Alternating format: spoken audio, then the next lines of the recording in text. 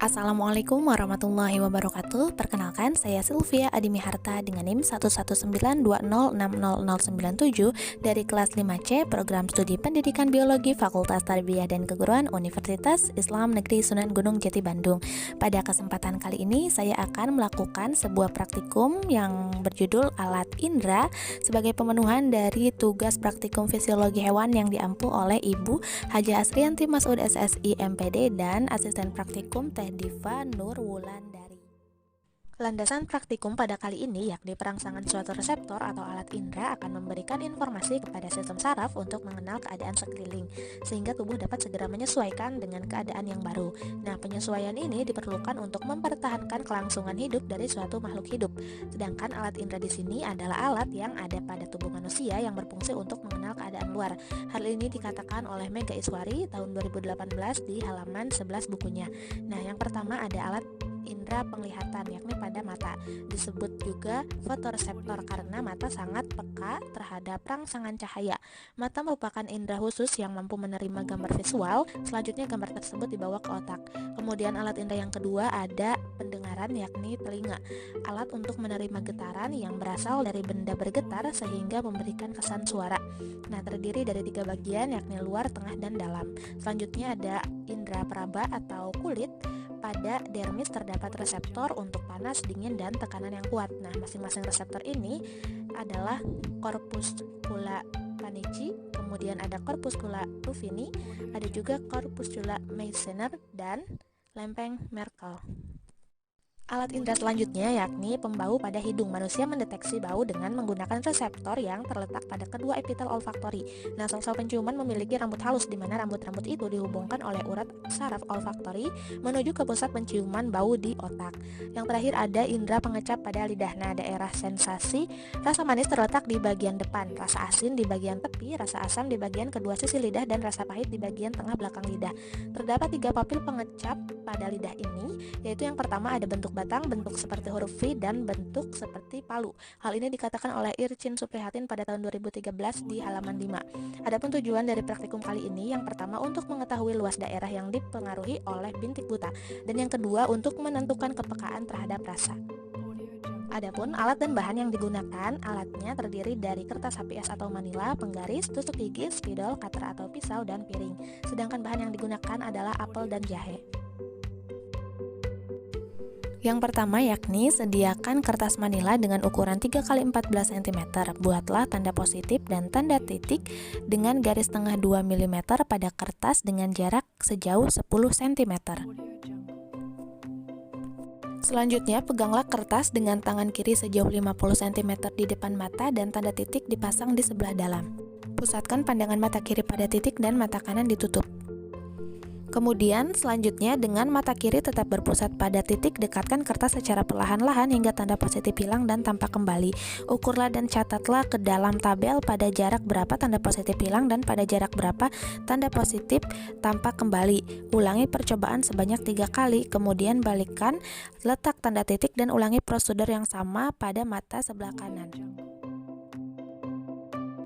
Langkah yang pertama yakni dengan menutup mata, gunakan tusuk gigi untuk memasukkan sepotong apel ke dalam mulut, kemudian kunyah secara perlahan. Selanjutnya dengan masih menutup mata, kemudian tutup hidung dengan penjepit atau boleh menggunakan jari. Gunakan tusuk gigi untuk memasukkan apel dan kunyah pelan-pelan, tentukan jenis makanannya. Kemudian lakukan hal yang sama, yakni masukkan sepotong jahe menggunakan tusuk gigi, kunyah secara perlahan. Selanjutnya, dengan menutup hidung menggunakan tangan atau penjepit, masukkan jahe, kunyah perlahan, dan tentukan jenis makanannya. Nah, adapun hasil pengamatan pada alat penglihatan, yakni mata, adalah sebagai berikut, dapat disimak. Pembahasannya adalah berdasarkan percobaan yang telah dilakukan dapat diketahui bahwa posisi bintik buta pada mata kanan dan kiri itu berbeda. Pada jarak tertentu benda terlihat, pada jarak tertentu pula benda tidak dapat terlihat. Nah, ketika benda tidak terlihat, hal ini disebabkan oleh pembiasan cahaya dari benda tersebut jatuh di bagian bintik buta pada retina, yang cahayanya jatuh pada bagian yang tidak mengenai sel-sel batang dan kerucut, sehingga tidak ada impuls yang diteruskan ke saraf optik. Nah, sebaliknya, jika pembiasan cahaya dari suatu benda jatuh di bagian bintik kuning retina, maka benda dapat terlihat sesuai dengan pendapat yang dikemukakan oleh Nur Hayani pada tahun 2009 di halaman 2, bahwa pada retina terdapat dua buah bintik buta, yaitu bintik kuning atau fovea, terdapat sejumlah sel saraf, kerucut, dan titik buta atau blind spot, tidak terdapat sel saraf batang maupun kerucut. Nah, titik buta dari setiap orang itu relatif berbeda-beda ya, tergantung kemampuan masing-masing. Untuk selanjutnya yakni hasil pengamatan pada indera pembau. Dapat disimak penjelasannya pada tabel. Selanjutnya, pembahasan berdasarkan percobaan yang telah dilakukan dapat diketahui bahwa penciuman dan pengecapan mempunyai hubungan yang erat.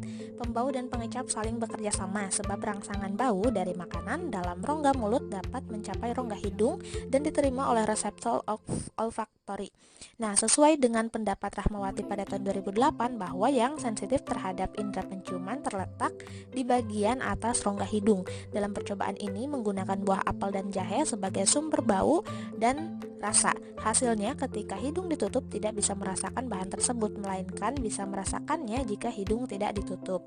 Pada saat kita menarik napas, udara masuk ke dalam rongga hidung, kemudian bercampur dengan lendir menstimulasi ujung-ujung saraf.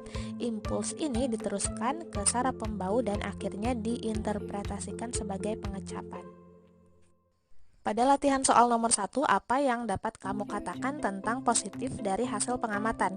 Nah, jawabannya dari hasil pengamatan di atas, tanda positif digunakan untuk mengetahui titik atau jarak bintik buta yang dimiliki oleh setiap orang. Hal ini bisa terjadi jika bayangan dari tanda plus atau positif tersebut masuk ke daerah bintik buta. Kemudian yang kedua, pada jarak tertentu tanda positif hilang dan pada jarak tertentu yang lain tampak kembali. Apa sebabnya? Jawabannya, pada jarak tertentu tanda positif hilang karena tanda tersebut dibiaskan masuk ke dalam bintik buta sehingga tanda tersebut hilang atau tidak terlihat. Nah, hal ini disebabkan karena pada bintik buta tidak mempunyai sel reseptor cahaya, sehingga pada saat tanda tersebut muncul kembali, karena retina sudah mampu menangkap cahaya sehingga bayangan tampak jelas dan dapat terlihat kembali. Pertanyaan yang ketiga, adakah hubungan antara peristiwa tersebut dengan peristiwa buta warna? Jelaskan. Jawabannya adalah tidak ada hubungannya, karena buta warna adalah suatu kelainan yang disebabkan oleh ketidakmampuan sel-sel kerucut mata untuk menangkap spektrum warna tertentu. Selain itu, buta warna juga bisa terjadi akibat faktor genetis. Nah, pertanyaan yang keempat, orang yang pindah dari tempat terang ke tempat yang gelap, tiba-tiba penglihatannya menjadi berkurang atau pandangan menjadi gelap, ada kesamaan dengan hilangnya tanda positif pada percobaan tadi? Jelaskan. Jawaban pertanyaan nomor 4, yakni orang yang berpindah dari satu tempat ke tempat yang lain dari terang menjadi gelap itu secara tiba-tiba penglihatannya menjadi berkurang. Hal itu terjadi karena di dalam mata terdapat sel batang yang mengandung pigmen pekat terhadap cahaya yang disebut dengan rodopsin, yaitu suatu senyawa antara vitamin A dan protein terkena sinar matahari terang. Rodopsin terurai dan terbentuk kembali dalam keadaan gelap. Kemudian pertanyaan nomor 5, dalam mengerjakan percobaan tadi apakah mata Anda melakukan akomodasi? Apakah yang dimaksud dengan akomodasi? Nah, jawabannya adalah iya, karena otot silindris berkontraksi sehingga lensa menebal untuk menangkap cahaya. Objek yang dekat dapat difokuskan pada retina, sehingga akomodasi adalah kecembungan lensa mata yang dapat berubah-ubah yang membuat pandangan menjadi fokus. Selanjutnya pertanyaan yang terakhir, orang yang lanjut usia umumnya memakai kacamata. Jelaskan peranan kacamata tersebut. Jawabannya adalah kacamata dipakai itu terdapat yang cembung dan cekung. Di bagian kacamata yang berlensa cekung digunakan untuk melihat benda yang jauh, dan di bagian lensa yang cembung digunakan untuk melihat benda yang dekat sehingga bayangan benda dapat jatuh tepat di retina. Kesimpulan pada praktikum kali ini, alat indera merupakan alat tubuh yang berguna untuk mengetahui keadaan luar tubuh yang peka terhadap rangsangan tertentu. Manusia mempunyai 5 macam alat indera. Yang pertama ada mata, hidung, kulit, telinga, dan lidah. Pada setiap alat indera terdapat saraf yang akan mengirimnya ke otak. Saat rangsangan tersebut diterima oleh otak dengan baik, maka kita dapat melihat, mendengar, membau, mengecap, dan meraba. Adapun sumber yang digunakan adalah sebagai berikut.